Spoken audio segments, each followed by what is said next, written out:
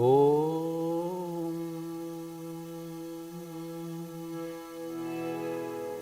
स्थापकाय च धर्मस्य सर्वधर्मस्वरूपिणे अवतारवरिष्ठाय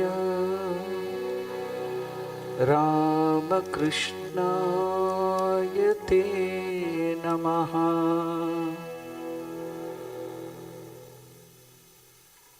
Welcome to the study of Bhagavad Gita. We will chant 2 verses from the meditation of Bhagavad Gita.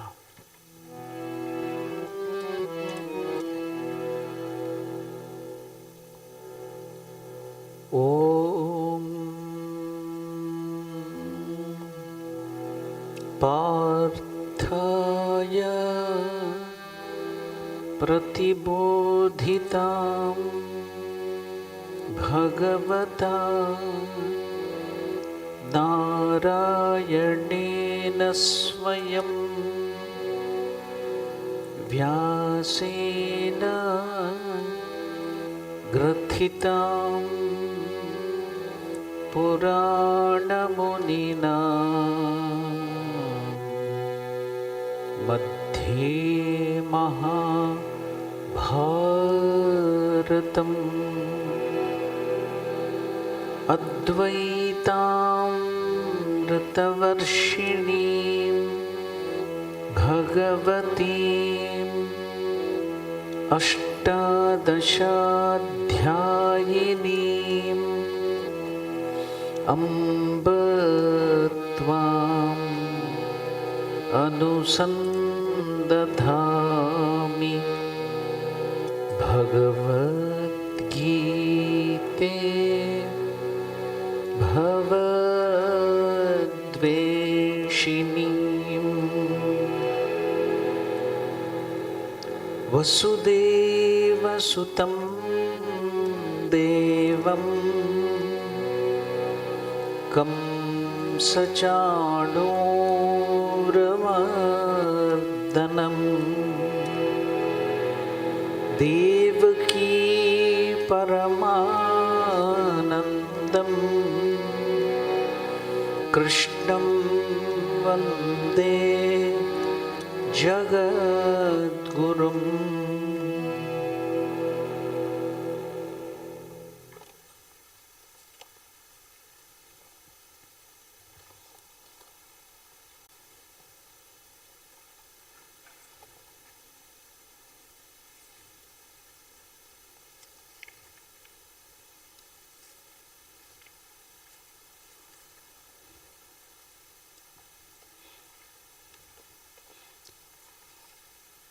We are going to study the 38th verse. We had completed the study of 37th verse. Now we shall chant the 38th verse. Yadyapete na pashyanti lobhopa hatachetasaha kulakshaya kritam dosham mitradrohe cha patakam.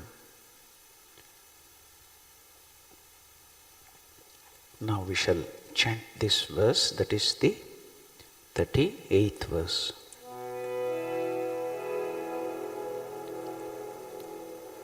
Yadyapete na pashyanti Yadyapete na pashyanti Lobhopahata chetasaha Lobhopahata chetasaha Kulakshaya kritam dosham Kulam dosham Mitradrohe cha patakam Mitradrohe cha patakam. we have chanted the 38th verse. The simple meaning of this verse is, although these with intelligence overwhelmed my greed. Now all these verses are being told by Arjuna. So we have to tell Arjuna Uvacha. And who is he telling to? Lord Krishna. Where? On the battlefield. So he is telling about Duryodhana and his people. Although these, because their intelligence has been overwhelmed by greed, see no evil in the destruction of the family and sin in treachery to friends. Now Arjuna is arguing that Duryodhana and others have lost their discrimination in their greed to acquire kingdom, wealth and power. Consequently, they see no destroying the family and no sin in their treachery to friends. Mitra Droha means treachery to friends. Whereas Arjuna, now he thinks he is very intelligent. All this time he didn't have sufficient intelligence. Now his eyes have opened and he is seeing everything correctly. So Arjuna is claiming, we who clearly see evil in the destruction of the family must abstain from this sin. See, the argument of Arjuna, it looks as if it is right. All of you also may be feeling that Arjuna is right and Krishna is wrong. So all of us may be getting the same idea because Arjuna is talking sense. He is talking about the evils of war. So Arjuna is right. See how we are also being fooled by these ideas. So we should be very, very careful because we too have the attachment, we too have the wrong idea. So we too think Krishna is wrong, pushing Arjuna to war, and Arjuna is right because he doesn't want to participate in the war. Nobody understands that he is taking a flight, he is running away from the battlefield out of covered eyes or from attachment. So I remembered a humor. And what is that humor? You know, one journalist went to the mental asylum. So the journalist asked the director, the chief doctor, who's looking after all the patients. Who are the patients in the mental asylum? Madcaps. So, how do you decide whether or not a patient should be institutionalized, admitted to your hospital? Now, the director told, well, when the people come, when the madcaps come, we give them a test. What is the test? Well, said the doctor, we fill up a bathtub.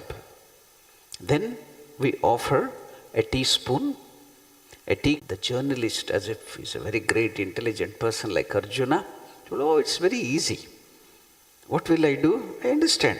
The journalist said, a normal person would use the bucket to remove the water because it's bigger than the spoon or the teacup. The doctor told him, no. Said the director, a normal person should pull the bathtub drain, the plug which is put in the bathtub to remove the water, not the bucket or the teaspoon or the thing. So, madcaps, we can see that they will be illogical. So now, you too are a patient.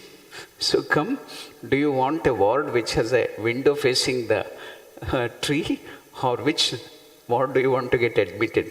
Likewise, we are thinking we are very intelligent. We are also like that, ready to be admitted to the mental asylum, but we are thinking very, very intelligent. So here Arjuna is also arguing with the Lord himself, the Paramatman, Krishna himself.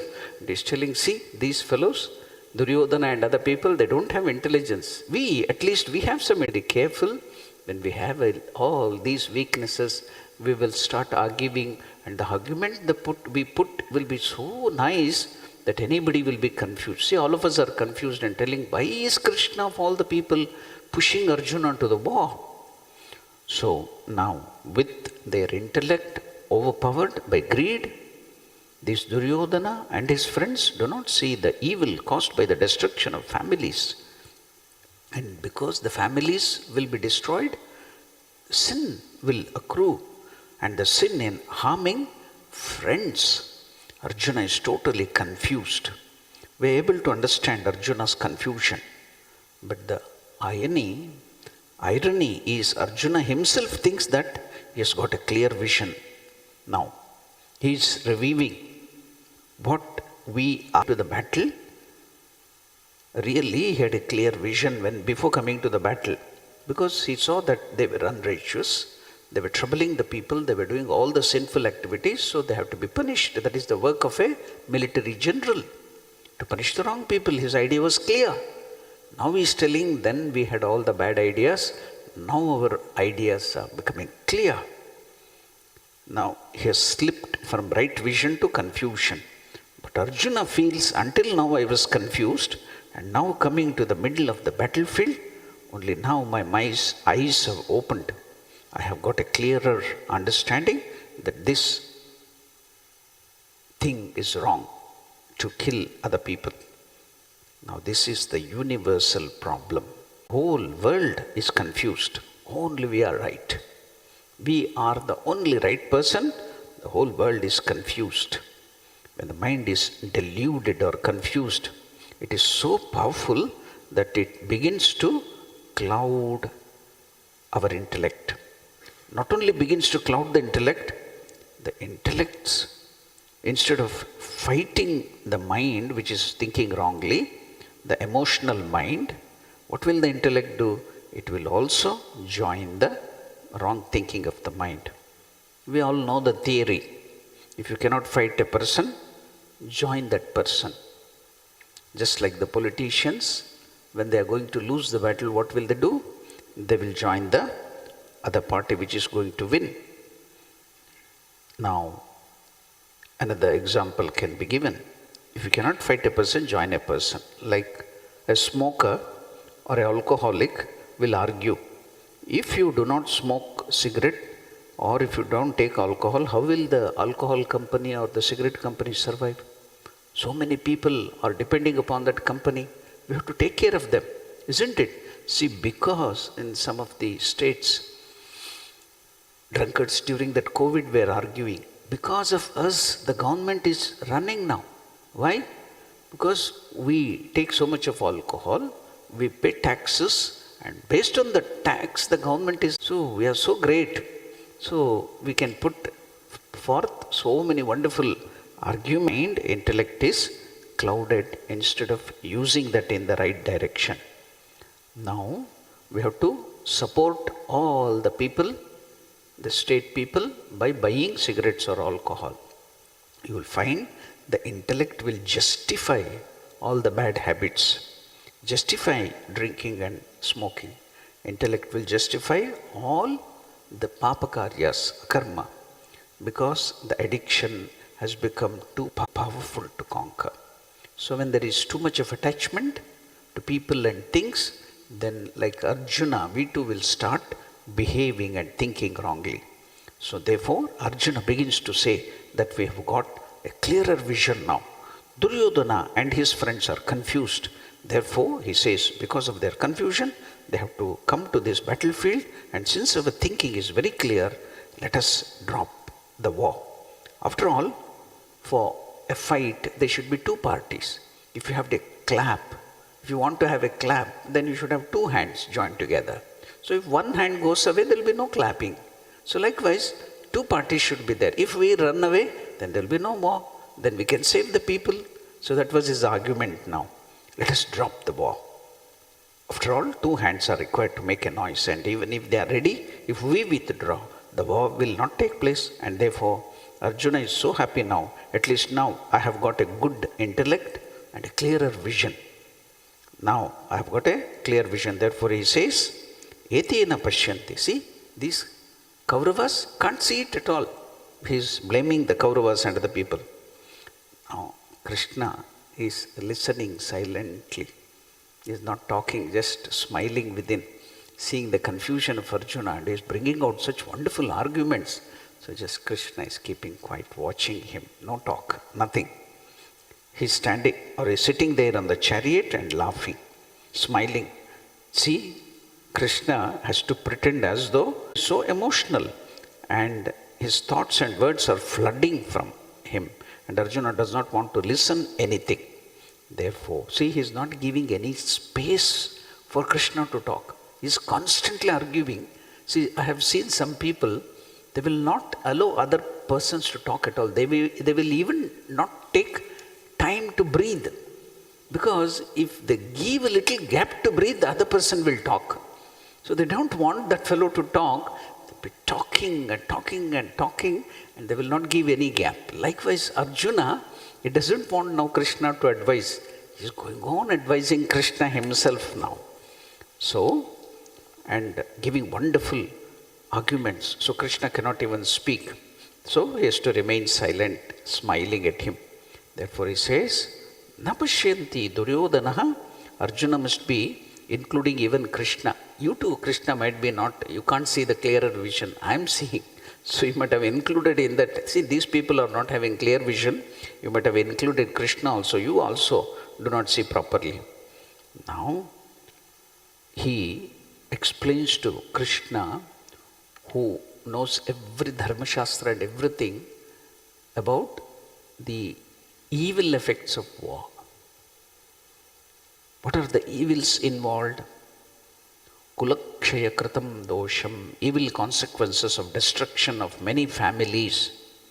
Because in the battle, the male member, the soldier, will be killed.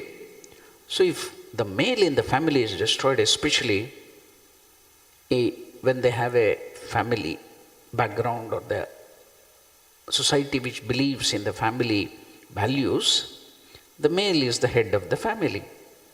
It may not be so now. Now everything has changed. So earlier it was like that. So we are talking now about that society. Now the whole situation has changed. So if the male member is killed, then the whole family system will be destroyed. And therefore, by destroying these people, the soldiers and all these Duryodhana, were destroying countless families. And by that, so many evil consequences can happen. And these consequences, Duryodhana and other people, they can't see. Now, I can see it very clear. The vision is clear to me now.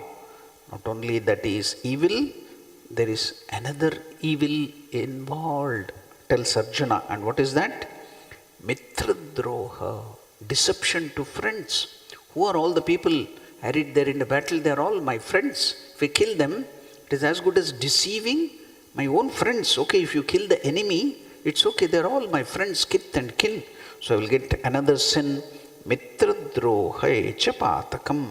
And many of them are not only our relations, but our close friends.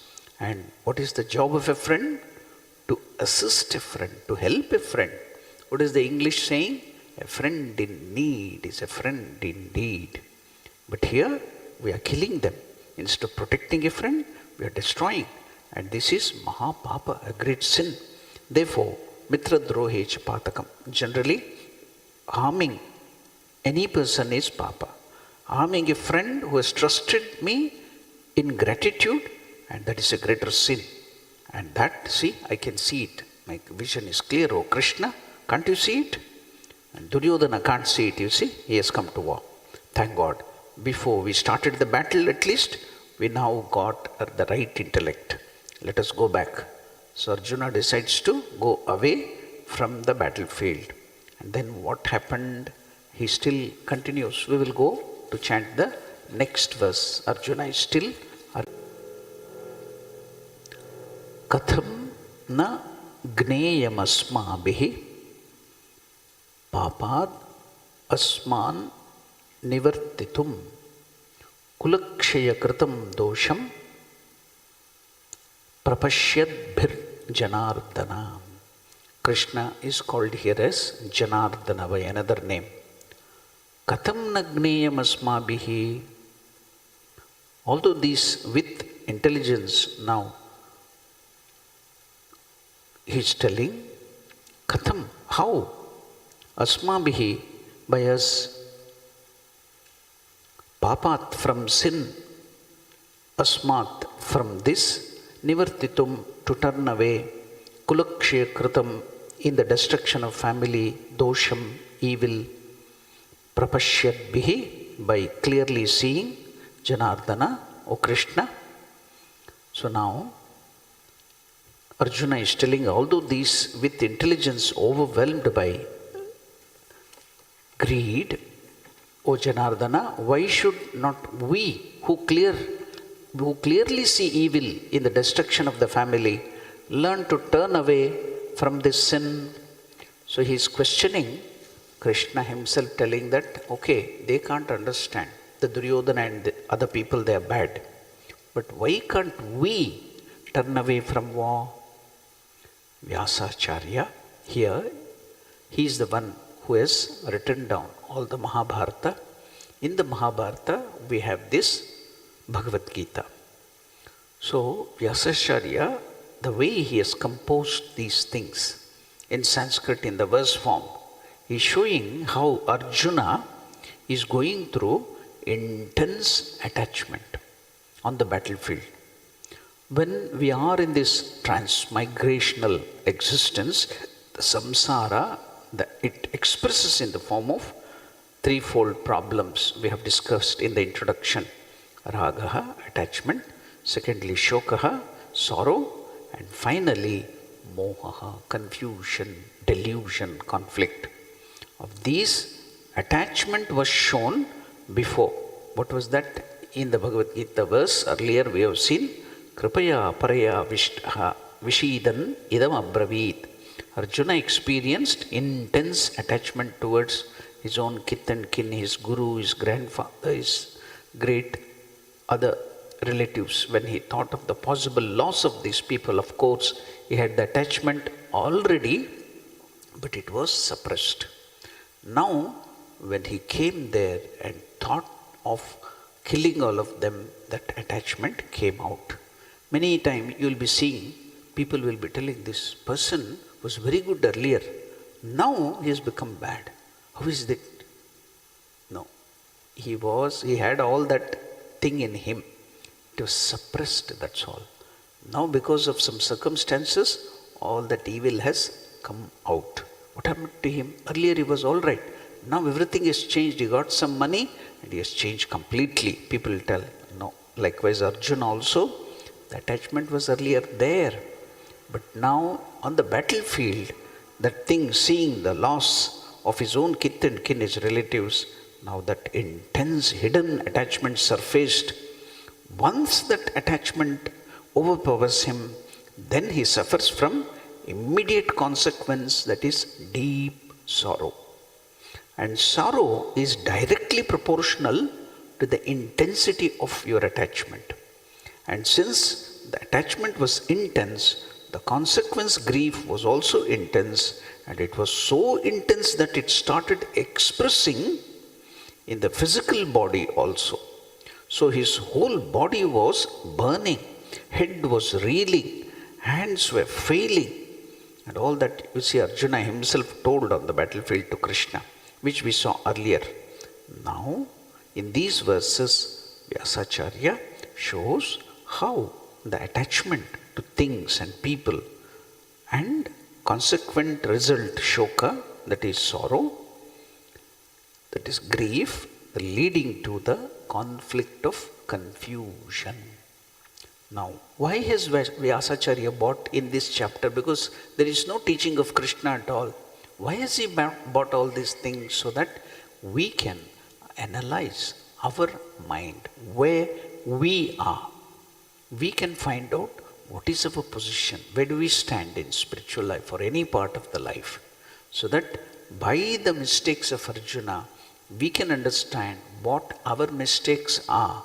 We need not commit the same mistake and get into trouble.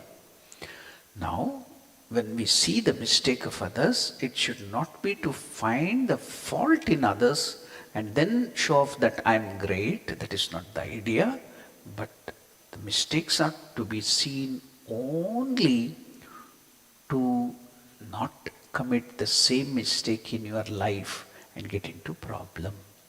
That is the idea. That's why here Vyasa, while writing in the first chapter, he has shown all the weaknesses, all the problems, all the faults, faulty argument of Arjuna. Then by that we can study, analyze our own mind, how our mind will be fooling us and giving us wrong arguments. You know, in English there is a saying, devil quoting the scriptures. So the devil will be quoting Jesus Christ's statement itself to do the wrong things, to push you to do the wrong things. Likewise, our mind will be giving so many arguments to fool us. So that is the result of attachment. And by attachment, the next consequence is sorrow. After sorrow comes confusion. Now in all these verses, you can see the confusion confounded in Arjuna.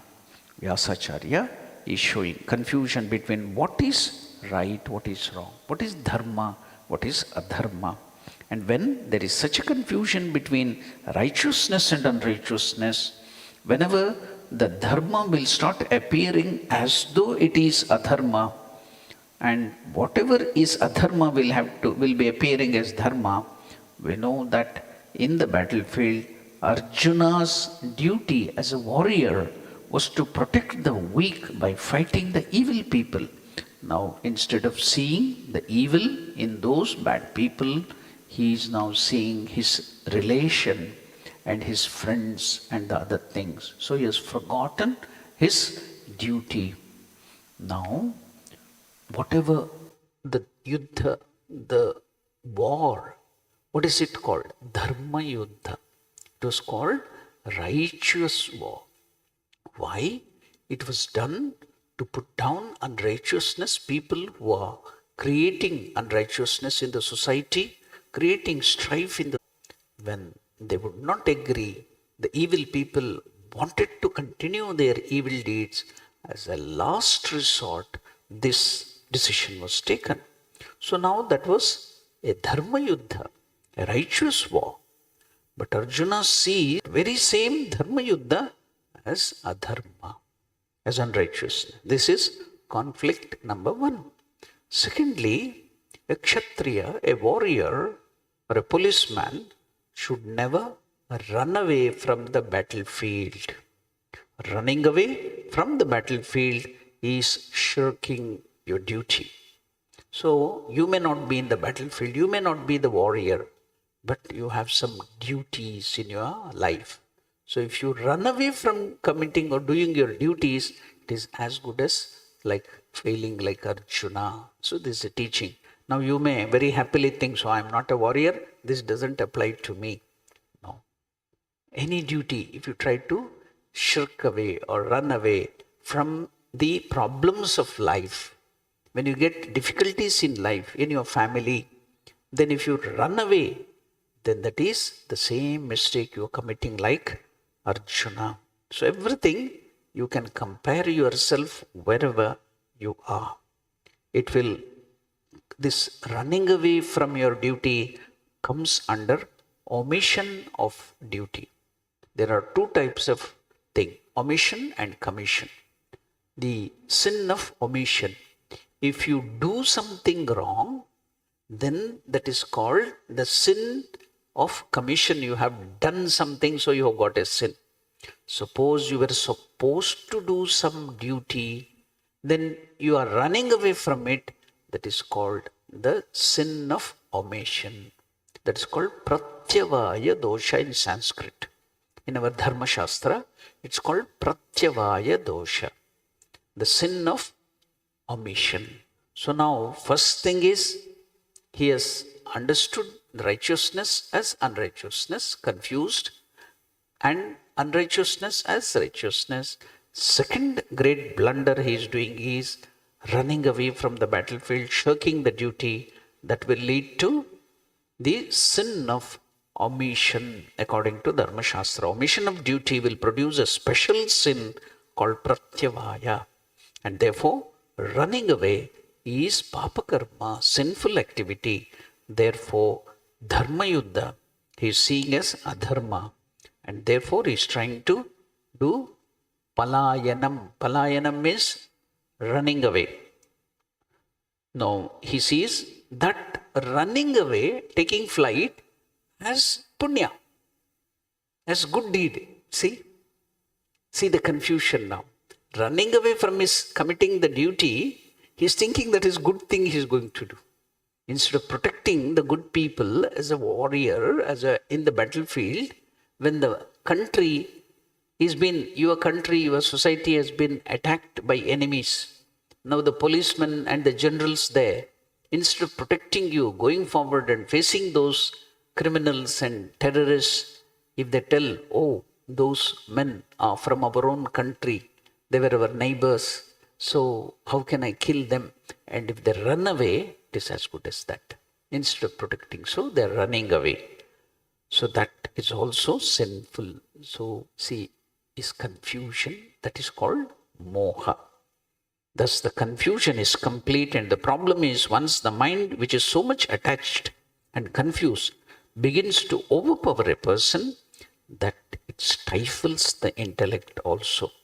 Even an educated, informed, intellectual person is stifled by an emotional mind and disturbed mind. And the unfortunate thing is, when the mind is so much ocean, the intellect cannot fight the problem. Then what will it do? Flight. When you can't fight, flight. When the intellect cannot fight, it begins to support the mental weakness, because the rule is, if you cannot fight the enemy, then join the enemy.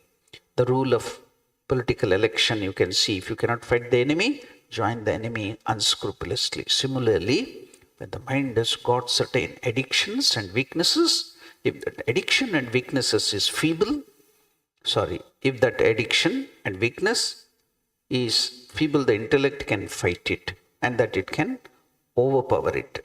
But if the addiction and attachment has become so intense, what will your intellect do? Instead of fighting, the intellect will begin to justify your mental weakness.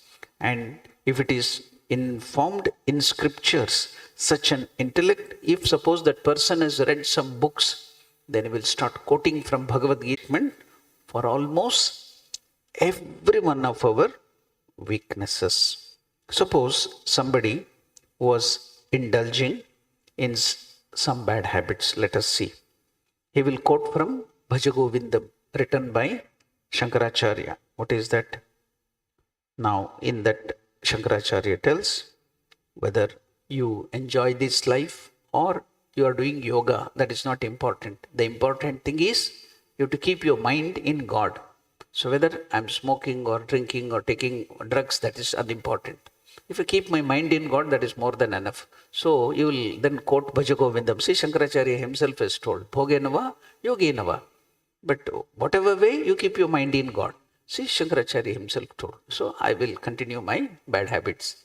So like that, our mind will see everything wrongly because of the confusion. So a very convenient quotation wherein Shankaracharya says, it does not matter where you are, how you are, what matter is where your mind is. Therefore, I can argue my mind is all the time on God. Therefore, no way to verify it. I can easily bluff even my own mind. I will be deceiving my own mind. Why to go to the temple? Now, suppose your parents will tell, come, let us go to the temple. Then you will put in so many arguments. Why? You think that God is only in the temple? Don't you see the Vedanta tells God is everywhere?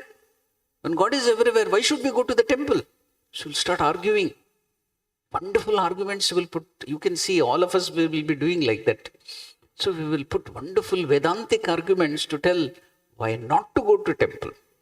So in this way, our mind bluffs us or fools us. Therefore, Arjuna is befooled by his own intellect, and therefore he now talks of evils of war. when the arguments are wonderfully true, the war will cause a lot of evil. But here, the place in which Arjuna is talking about that is not a proper place, because Arjuna is talking out of weakness of the mind and not of the strength of the mind. So, from verse number 38 onwards, Arjuna is talking about the evils of war. So now, in the evils of war, we will be learning so many things now. Okay, what is the next verse? We shall go to the next verse. That is the 40th verse. Arjuna is telling again Krishna, Kulakshaye pranashyanti kuladharma sanatanaha dharme nashte kulam kritsnam adharmo bhivavatyuta.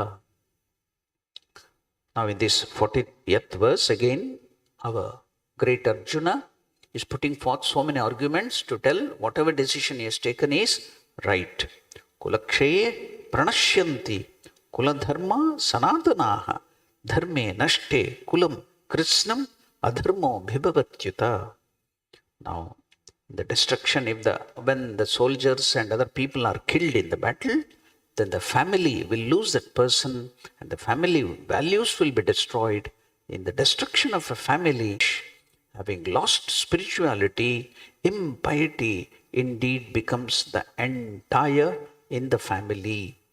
So now the last topic covering up to 40 to 47. Now the end of this chapter will be to 47th verse. We are now here onwards. He describes the confused and confounded state of Arjuna. How totally depressed.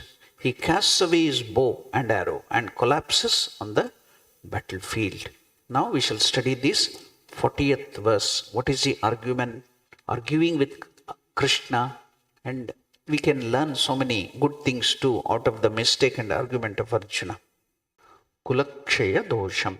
In any war, millions of male members are killed, who are the heads of the family. When such men are killed, the heads of the family are killed, what will happen? It is as good as destroying the family themselves. When the families are destroyed, the consequences will be terrible. What are the consequences? Arjuna will talk later. But here he is just mentioning Kulakshaya Kritam Dosham. Dosham means evil consequences born out of destruction of family. Not only such evil consequences, that Mitra Droha, all this thing we saw now. Now Arjuna continues his way of argument. He's telling, he's going to build up all that thing now.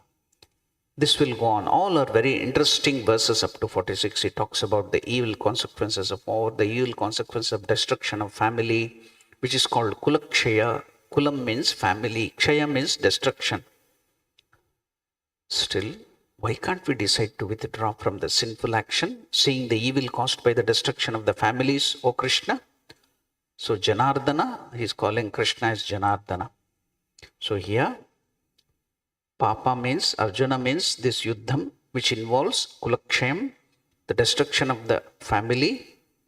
We are committing sin.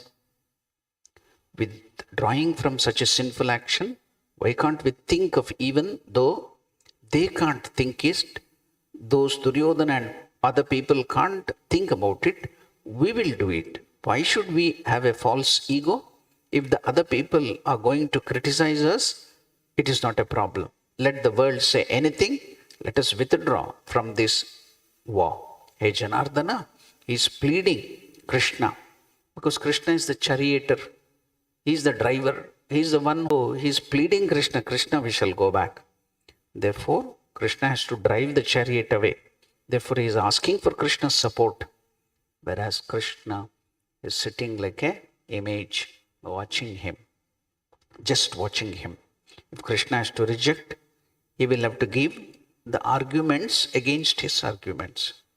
But if Krishna argues now, Arjuna is not in a position to receive those arguments. Why? He is confused.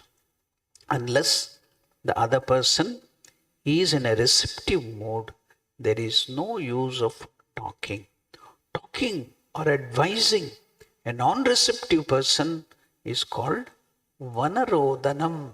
Suppose you go to a forest, a deep forest, where nobody is there except the wild beasts and trees, and you start sobbing and crying, shouting and crying. Will anybody hear you? It's vanarodhanam. Suppose you want to make a granite stone soft and you pour so much of water on it. Will it do any effect on that? So likewise, now Krishna knows. If I start talking to Arjuna now, it's of no use. So he's keeping quiet.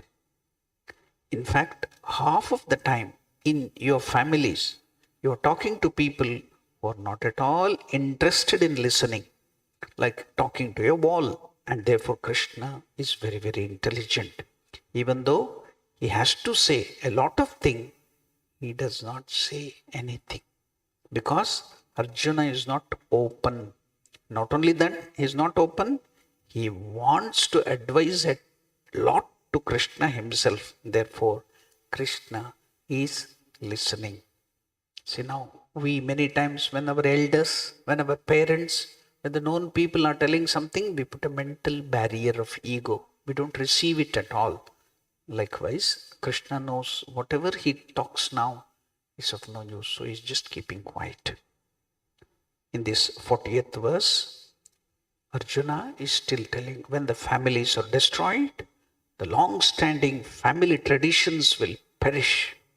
When family traditions are lost, unrighteousness indeed overtakes the entire family.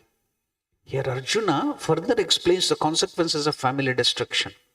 So when there are no healthy families in the society, either there is no family life or there are broken families only.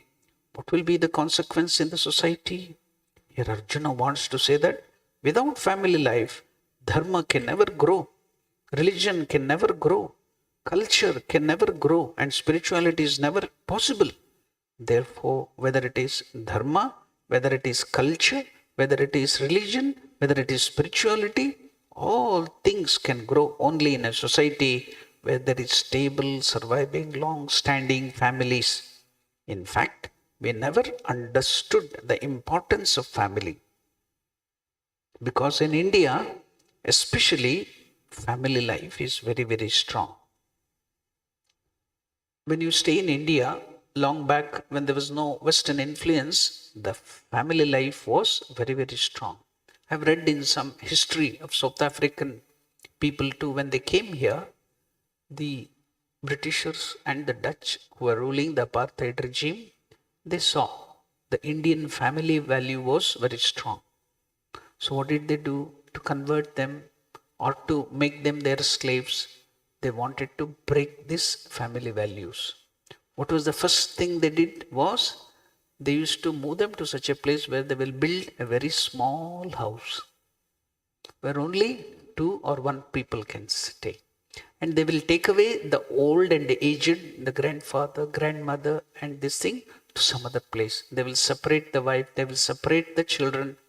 So when the family values are broken, their culture is gone, then easy to convert and make them their slaves. I read in the history of South Africa, they used to make these dividing plan by the apartheid regime to break the family values. But in India, in those days, these family values were very, very strong. So we never understood the importance of families then. Because in India especially, family life was very, very strong. We can't say the same thing now.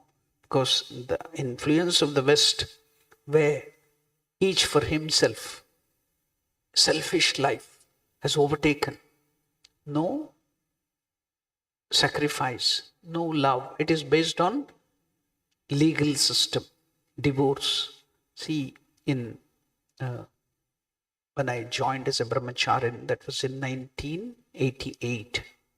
One of the senior Swamijis, Swami Swatmaramanandaji Maharaj, is no more. At that time, in 1988, he was something like 70 years or 65 years.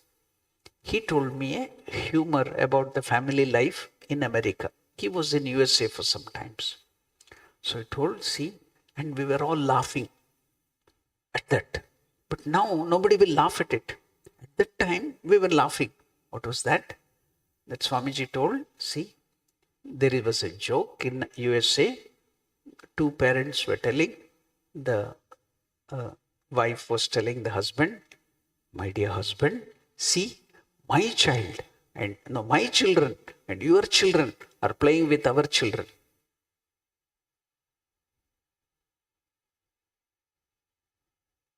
My children and your children, the wife is telling the husband, my dear husband, my children.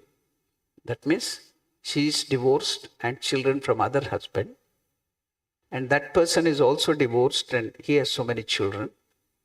So my children and your children are playing with our children. That was a joke then. We laughed at that time. Oh, that was the family value of West. But now that is the thing of the day. So you're not laughing because it's common here now. You can't laugh, you see. That was a joke then. You can see how gradually the family values are broken. Everything is going to dogs, you can see. Instead of going to gods, it's going to dogs. See, that can be seen. Now, we in India, we never understood that because so much of deep things were there, especially the family life was very, very strong. But it's not now so. Now, and then we never had family problem, broken families. Then we never knew the importance of it because we had no problem. But now only the family life is breaking down in many cultures, and unfortunately in India and in Indians too also the family life is breaking down. And therefore gradually we are beginning to understand the adverse consequences only now. Though it was an interview that was long back in India, this Oprah Winfrey, of American one, TV, this thing, she had come to India and she was taking some interview with some of the people in India. At that time, the person whom she was interviewing was Abhishek Bachchan. You will be knowing who that person is. I need not explain. The son of Amitabh Bachchan. So, do you know what the question she asked him? After becoming elderly, how can you live with your father and mother? So it's a question she asked on the Indian TV. She's a great TV personality, Oprah Winfrey. She's asking him, how can you still live with your father and mother in your family? In the West, the moment they become 18, they go away. And how can you live with your old aged father and mother even now? And what was the answer given by that? Though he may be a film, this thing, personality, but the family value is so strong. He told, I ask you another question. How cannot you live with your father and mother?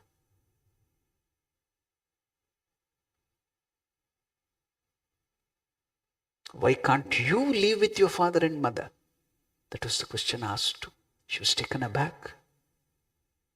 So even now you can see that family values is very strong in India. So how that is possible and what will happen?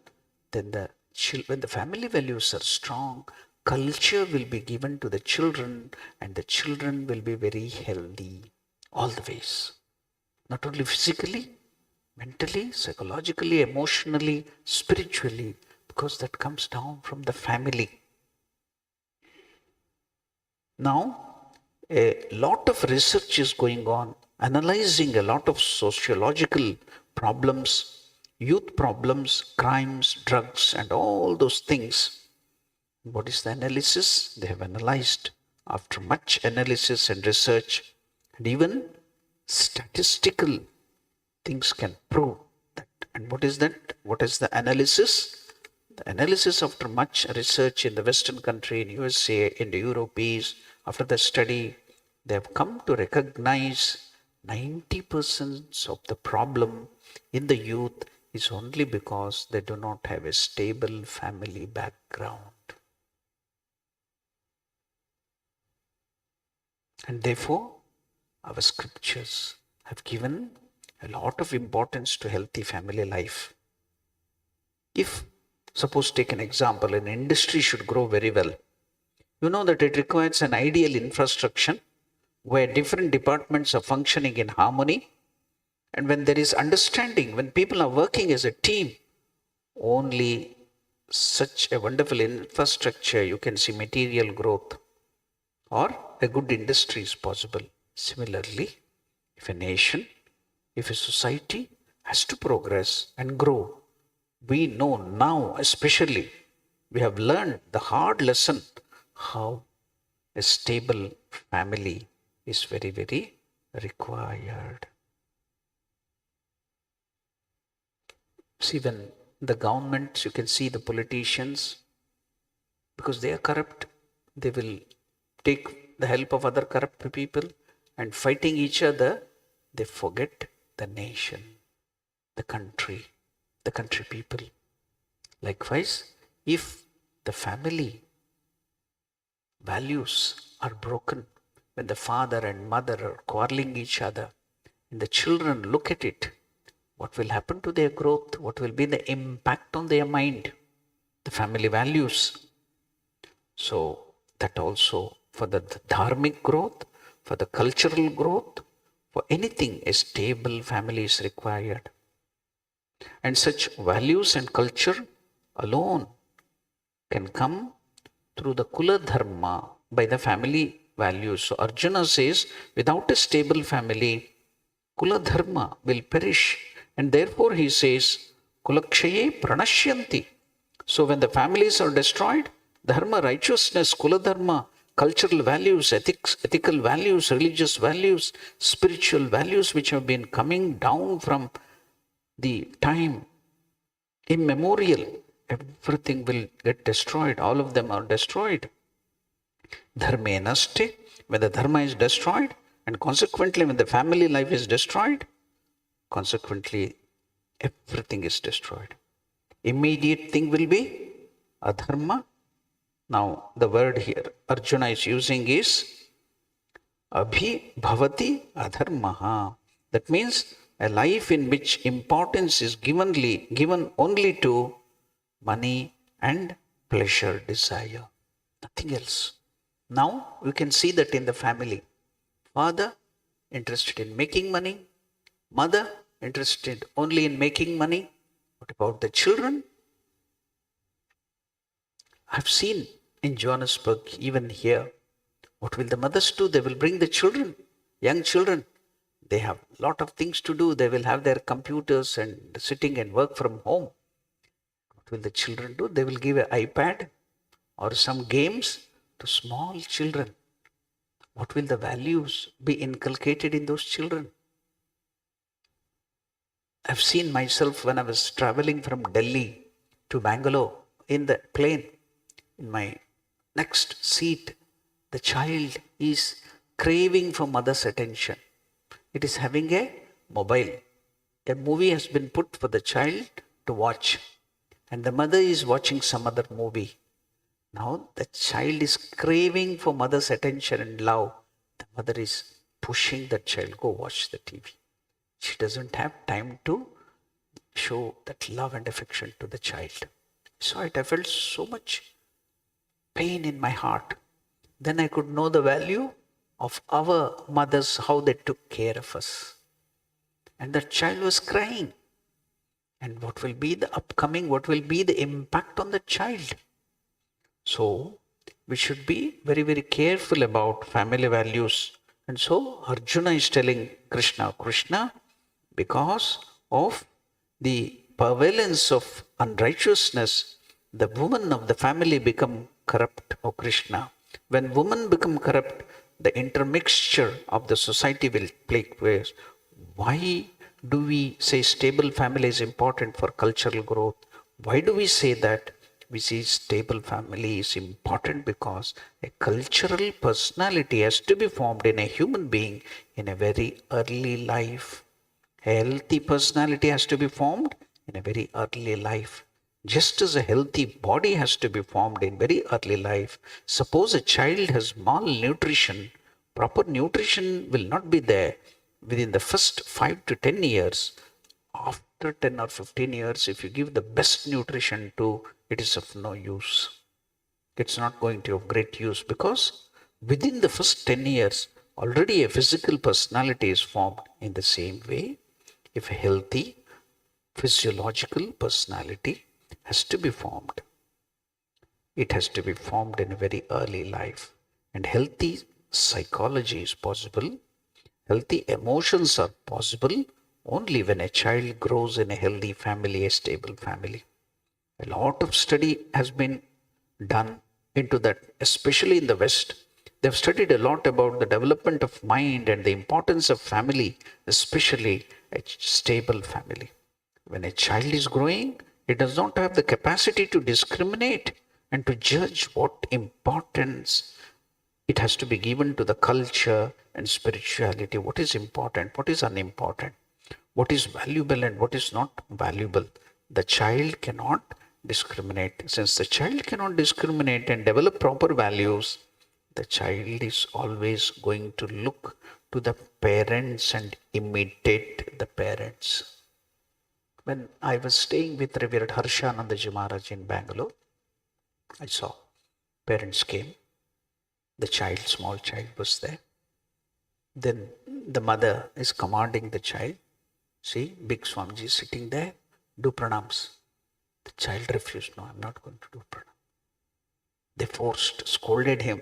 No, I'm not going to do pranam. Then the father was standing there, didn't talk much. He went and did pranam to the Swamiji. Immediately the child followed. The children will not do what you tell. The children will follow what you do. They imitate you. That's all. So what you do in your life, they learn from you. I've seen with my own eyes so that you can see.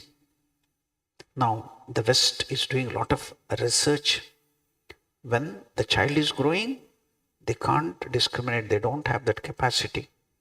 For the child, the parents are everything. The child believes absolutely in parents. In fact, parents are like God for the child. The parents are omniscient, omnipotent, and therefore the child is going to value things based upon the value of the father and mother. Now, while the child is developing values of various things, what type of value or respect the child has towards itself? It is now gradually developing self-respect. That is also important. What type of self-value the child develops, what type of self-image the child develops is very, very important.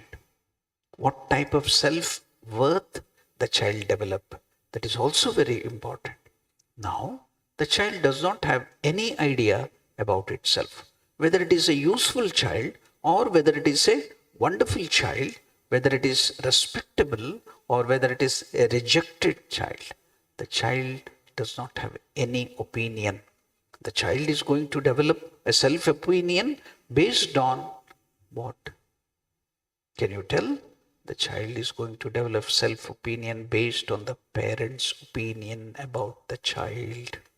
And therefore, the psychologists say that if the parents are going to respect the child and treat the child as a VIP, very important person, the most important thing in the family, the whole life of mother is centered on the child, and whatever the child asks for, our scripture says, Rajavat Panchavarshani, you have to treat your children like a king or an emperor until its 5th year.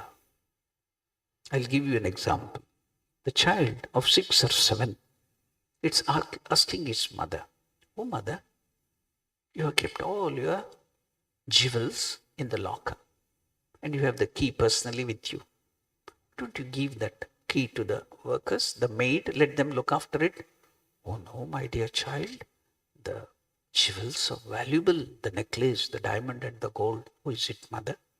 Next the child told, mother, you're keeping so many things in the safe, the property, the deeds, the insurance company things and everything were kept there.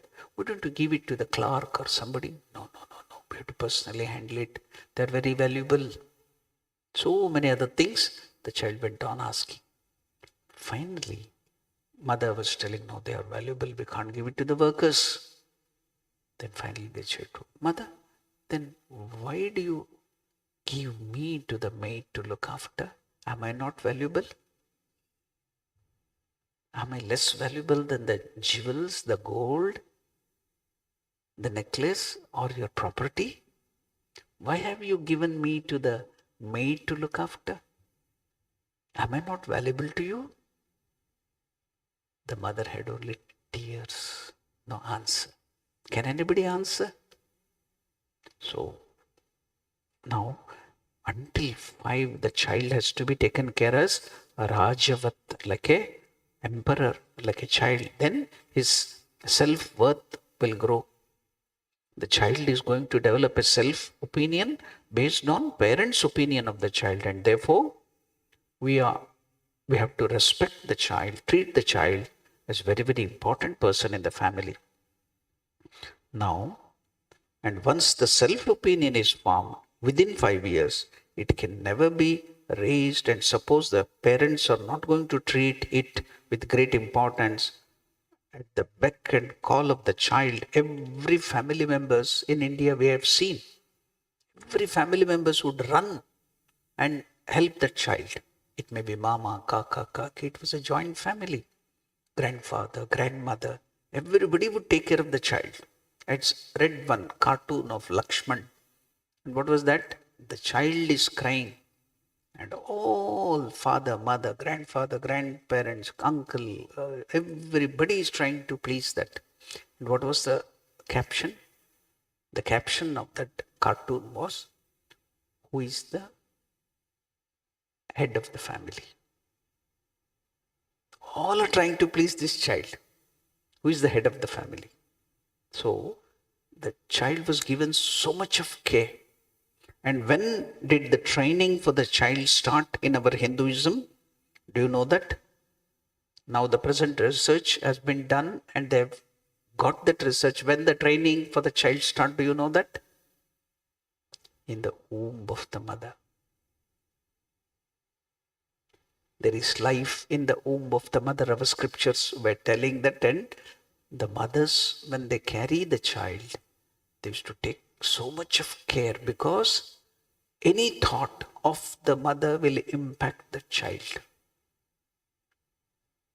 So they were not told any harsh things. They used to fulfill the desires of the mother when they carry the child, so that it will not impact in any negative way on the child. So the training, it's called samskara, shodasa samskara. For the child, even before the birth, namakarana we do only after the birth.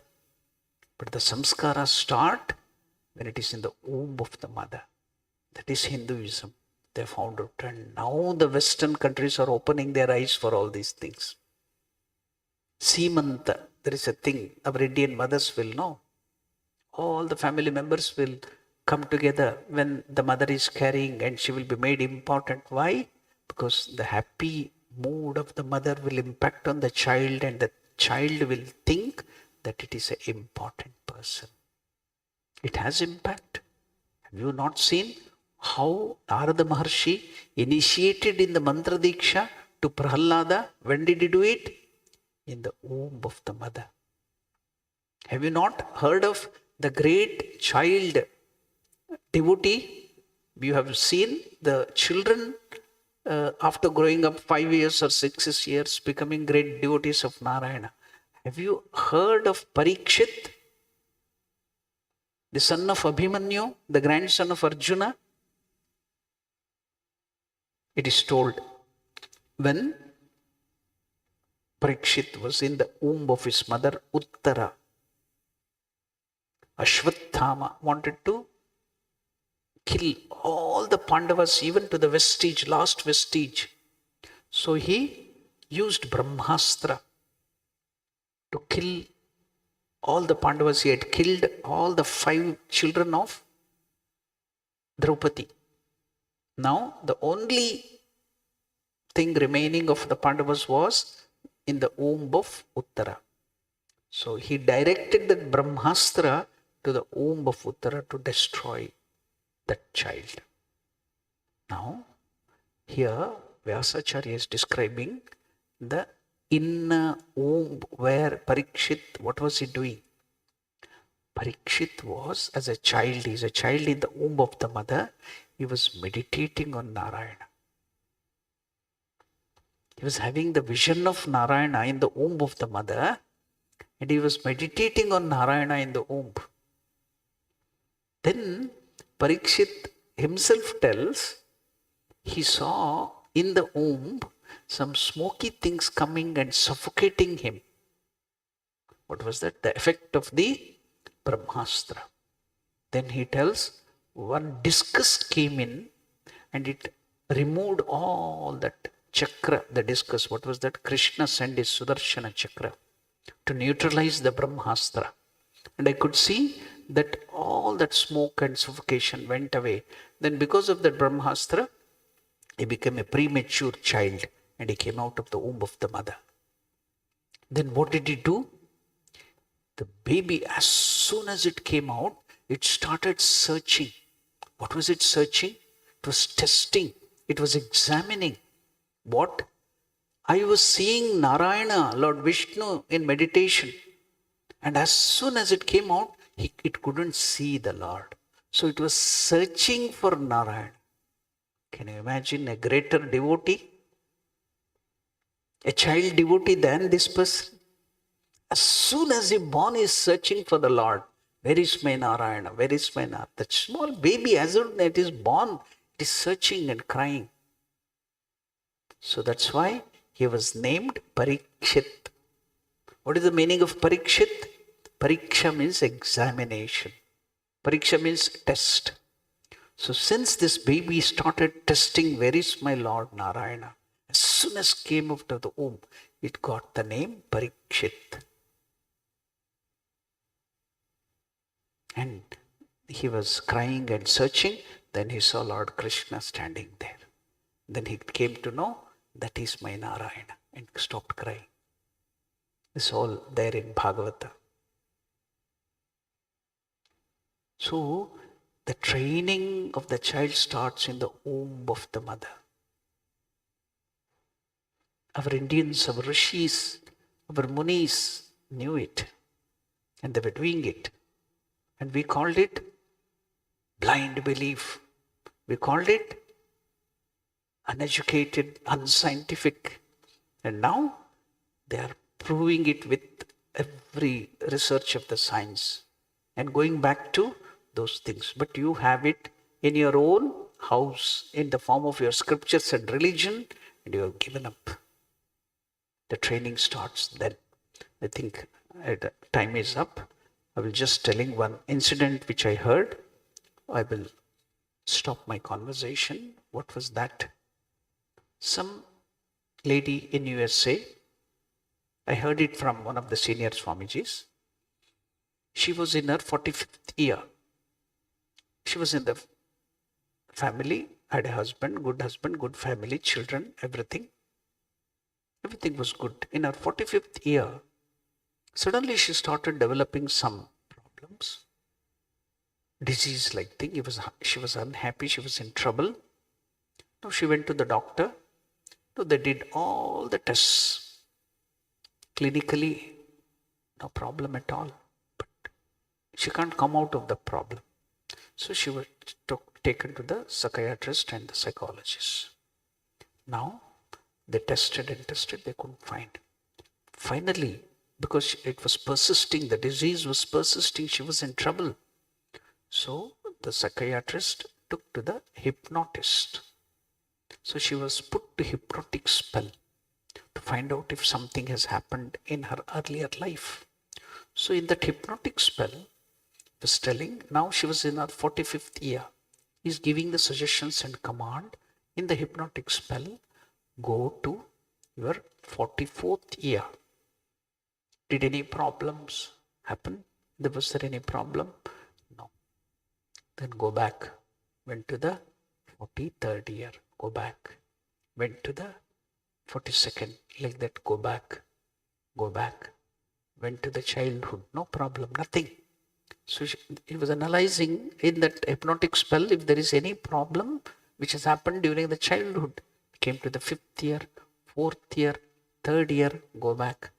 2nd year, go back, nothing. 1st year, nothing. Now, by accident, because science didn't believe there was past life at that time. They didn't believe that there was past life or the life in the womb. So by mistake, by accident, that psychiatrist or that hypnotist told, go back. They didn't believe it, that there was life before the 1st year, before birth. Go back. Now the mind went into the womb of the mother. There was the problem. When that baby was in the womb of the mother, the husband wanted to divorce and there would be always fighting between the wife and. So because they were about to divorce and there was problem, the mother wanted to abort the child. So she thought of aborting. She went to the doctor. She was tried many times to abort the child. So the thought of the mother to abort. So the baby started feeling, I am unimportant. I've been rejected by my own mother. So that thought in the womb, now in her 40th year, due to this thing, it has come out and it was causing the disease. Then only they started believing that there is life in the womb. And they started doing a lot of research. So, the training, the family values are so important. How the parents bring up their children is very, very important. The reason for the broken families, another thing is the reason for all the problems of the youths now. Whatever you see, the abuses, the drug addiction, and all the other problems you in the youths, boys or girls, is because of the broken family values. So, here Arjuna, though he has bought that kulakshaya, the word family value, pranashyanti, it goes destroyed. Yeah, I had to explain all these things. But he is using it in a wrong way. He's trying to this thing. Now Krishna in the Bhagavad Gita will explain what is the real way of training, all that thing he will give us in future. Now we will stop our conversation. We are in the 41st verse. So we will continue. After that, there are, I think, 6 more verses in this chapter. After that, we will go to the 2nd chapter. That is Sankhya Yoga, very, very important, from where Lord Krishna will start teaching. So Bhagavad Gita, real Bhagavad Gita will start. Beautiful teachings will come out. The very first talk of Krishna is, you will be surprised, scolding of Arjuna. Until then Krishna was quiet. He allowed him to talk. Then Vivekananda liked that words of Krishna. What is this weakness, you Arjuna? What kind of mental weakness is this? Get up, wake up. So Swami Vivekananda tells, the best verses I like in Bhagavad Gita is this, he tells. So we will all come to that. I am eager to come to that and explain about that and bring about that. So we will see in the next class. Om Shanti Shanti Shanti Harihi Om Tat Sat. We will chant one of the meditation verses. Mukam karoti vachalam Pangum langhayate girim Yat krupatamaham vande Paramanandamadhavam Om Shanti Shanti Shanti. Harihi Om Tat Sat. Shri Ramakrishna Arpanamastu.